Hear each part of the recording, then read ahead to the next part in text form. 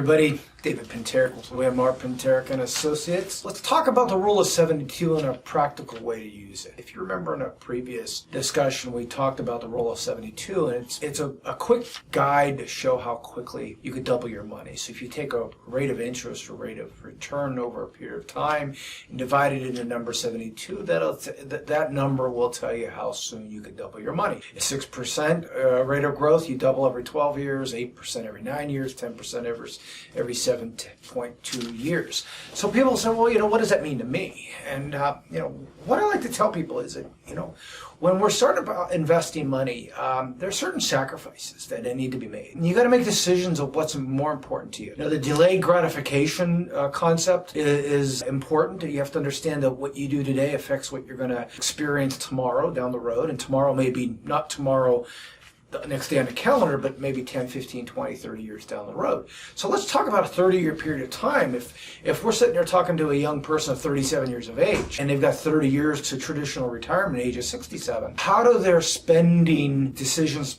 affect things you're going to be looking like in retirement 30 years down the road? Let's use two rates of return, and none of these are guaranteed, but they're real good symbols of this, an 8% or 10% rate of return. At 8%, you're going to double your money every 9 years, so that, every 9 years, that's 3 times you're going to double in a 30-year period of time. So the first 9 years you'll go from $1 to $2. The second time you'll go from $2 to $4, doubling again, and the third 9 year will go from 4 to 8. So that at 8% rate of return over that 27-year period of time, you're looking at what you start with today. Go 30 years or 27 years at 8%, you're looking at $8. So if you spend $1 a day, you're really spending $8 to your goal 27 to 30 years down the road.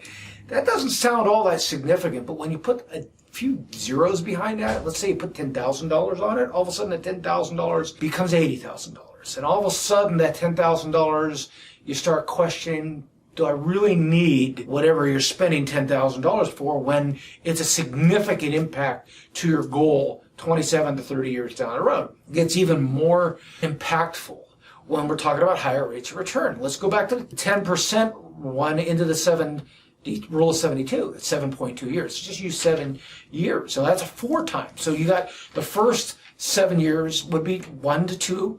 The second would be 2 to 4. The third would be to 8. We know that already. Well, now we're going to 16, 2 times 8. So now we talk about 8%. Let's consider 10% because it has an even more dramatic effect on your future results. Again, take 10% into 72. That's every 7.2 years you're going to double your money. So in that 30-year period of time now, we've got 4 doubles versus 3 doubles. So the first 7 years, you go from 1 to 2. Second year, you go from 2 to 4. The third, you go from 4 to 8. Well, now it's significant. We go from 8 to 16.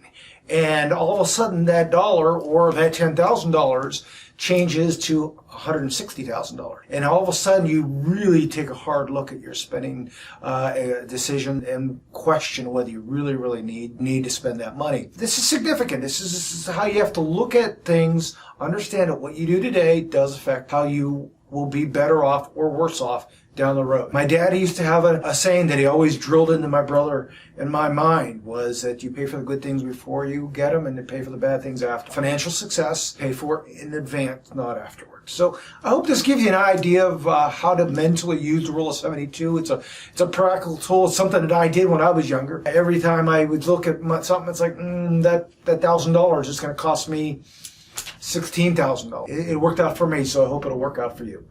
Good talking to you. Thank you.